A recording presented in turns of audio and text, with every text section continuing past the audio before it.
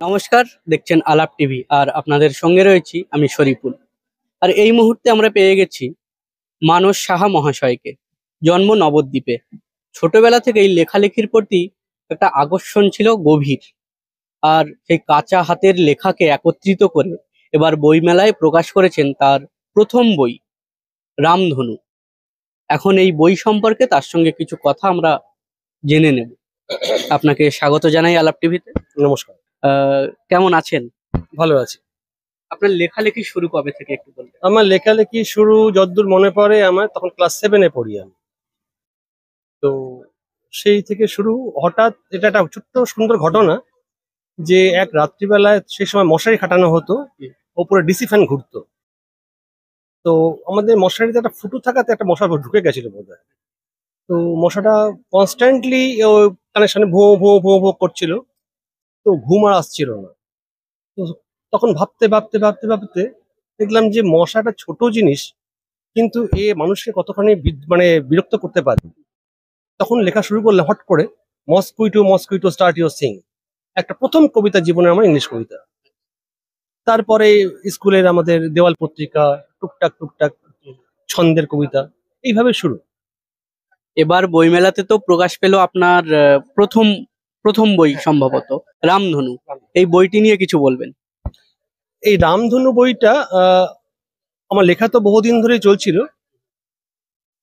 এক এক সময় এক একটা মনের ভাবে, কখনো ছেলে মানুষী ভাব, কখনো প্রেমের ভাব, কখনো বিরহের ভাব, কখনো বা ঈশ্বরের যে একটা চাহিদা, ঈশ্বরকে না পাওয়ার একটা বেদনা, বিভিন্ন ভাব যখন এসছে তখন বিভিন্ন ভাবে আমি কবিতাগুলো লিখেছি।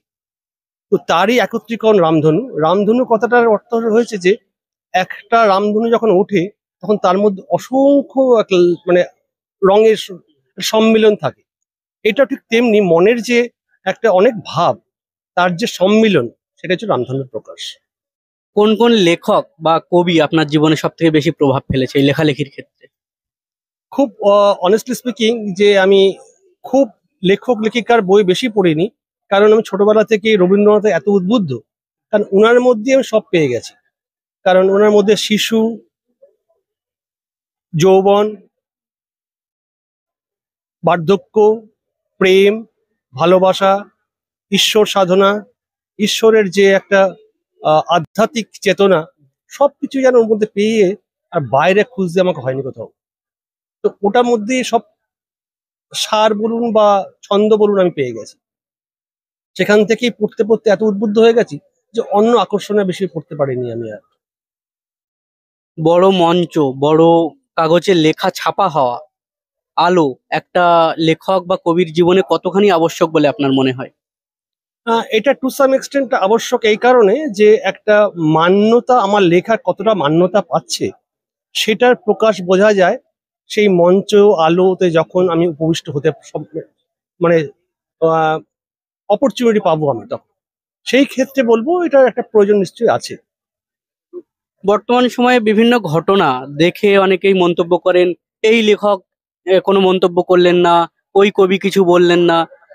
সেই জন্যই আপনাকে জিজ্ঞাসা করা যে একজন লেখক বা একজন কবির ক্ষেত্রে কি সব ঘটনার পরিপ্রেক্ষিতে মন্তব্য করা সম্ভব বা উচিত? আপনার কি মনে হয়? আমার মনে হয় যে এটা না করলেই ভালো হয়, কারণ প্রত্যেকেরই ধ্যান ধারণা বা চিন্তা ধারণা প্রত্যেকেরই আলাদা। সেই ক্ষেত্রে প্রত্যেকের একটা স্বকীয়তা আছে। তো সেই ক্ষেত্রে প্রত্যেকের জায়গায় হয়তো ঠিক। একজন লেখক বা কবির সামাজিক দায়বদ্ধতা কতখানি বলে আপনার মনে হয়?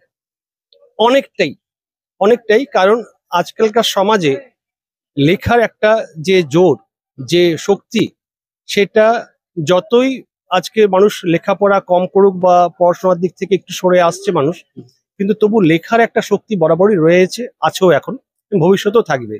তো সেই লেখাটা সবাইকে না হলেও কিছু মানুষের হৃদয়কে তো নাড়াতে পারেই। সেই ক্ষেত্রে তো এর প্রয়োজন খুবই বেশি। সোশ্যাল মিডিয়া নাকি পত্র পত্রিকা, কোন জায়গাতে লেখা সব থেকে বেশি স্বাচ্ছন্দ্য বোধ করেন আপনি? আমি মনে করি পত্র পত্রিকা অবশ্যই। তো অনেকেই দেখা যায় বর্তমান সময়ে যে সোশ্যাল মিডিয়ায় লিখতে বেশি স্বাচ্ছন্দ্য বোধ করে।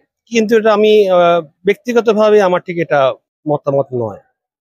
ভালো লিখতে গেলে অনেক বেশি পড়তে হয়। বর্তমান সময়ে লেখকদের মধ্যে বা যারা লেখালেখি করেন তাদের মধ্যে দেখা যায় যে পড়ার যে প্রবণতা অনেকখানি কমে গেছে।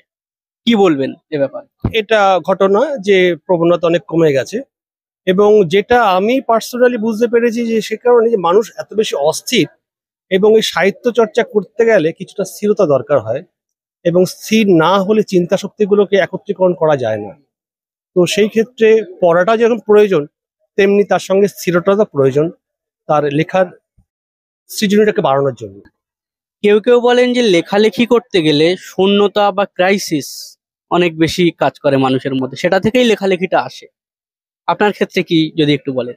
আমি এটা সমর্থন করি, কারণ একটা মানুষের হৃদয়ে একটা ঢেউ যদি না ওঠে, সেটা ভালোবাসা হোক, বিরহ হোক, বা আধ্যাত্মিক চেতনার হোক, বা না পাওয়ার ক্ষোভ হোক, বা জীবনে কোনো দুঃখ কষ্টের হোক, বা ভালোবাসা আনন্দের হোক, একটা ঢেউ না উঠলে লেখনী ঠিক আসা যায়।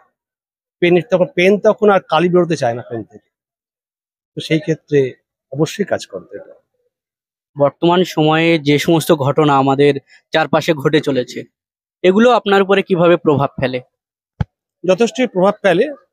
যে আমাদের সমাজ ব্যবস্থা বলুন, বা আমাদের সাংস্কৃতিক, অর্থনৈতিক সব রকম ভাবে যে পরিবর্তন হচ্ছে, পরিবর্তনশীল জগৎ পরিবর্তন হবেই, কিন্তু এই পরিবর্তনটা এতটাই যে নগ্নভাবে হচ্ছে, সেইটা আশাতীত নয়, আশানুরূপ নয় সেটা।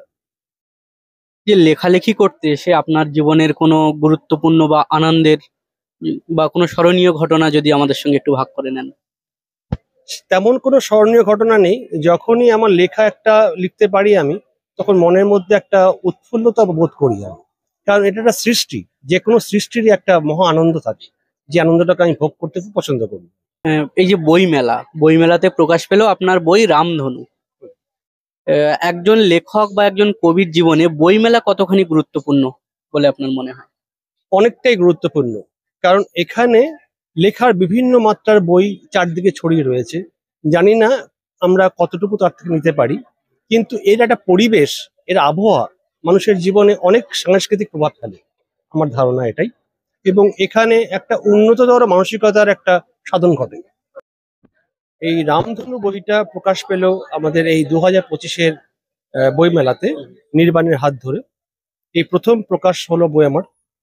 এটা আমার ছোটবেলা থেকে যে বিভিন্ন ছড়িয়ে ছিটিয়ে লেখাগুলো ছিল, তারই একটা একত্রীকরণ করে কাঁচা হাতের লেখাটাকে মানে পরীক্ষা করতে চাইলাম, যে আস্তে আস্তে কাঁচা থেকে এটা পাকা হতে পারে কিনা। সে দেখবার জন্য অপেক্ষা করব 2025-এর পর থেকে আগামী বছরগুলো পাঠক পাঠিকারা কিভাবে এটাকে নেন। আশা করি তাদের সহৃদয় দিয়ে এটাকে গ্রহণ করবেন, এই আশা রাখি আমি। আপনার এই কবিতার বই থেকে যদি একটা কবিতা আমাদের দর্শকদের বা আপনার পাঠকদেরকে একটা শোনান। একটা কবিতা বলছি, তার নাম হচ্ছে ব্রত। খেলবো মোরা, ছুটবো মোরা, গাইবো মোদের গান, মোদের গানে করবে ভুবন স্বর্গ সুখে স্নান। বল বুদ্ধি আছে মোদের এটাই বড় জোর, বিশ্বাস আর সততা মোদের আনবে দেশের ভোর। শিক্ষা মোদের হাতিয়ার হোক, ছেড়ো না কবু হাল, নিরক্ষরকে মুজবো মোরা সাক্ষরতায় ঢাল। মনের লাগাম চেপে ধরে ঝাঁপিয়ে পড়ো কাজে, দীক্ষা মোদের হোক যে শুধু পিছবো না কবু লাজে। দেশের মান বাঁচাতে মোরা হব যে সবাই শিক্ষিত, এই যুদ্ধের জয় আনতে হও যে সবাই দীক্ষিত। অশিক্ষা সাক্ষরতা ঘুচাবে মোদের রাত্রি, এই সফরে হও যে ভাই একই পথের যাত্রী।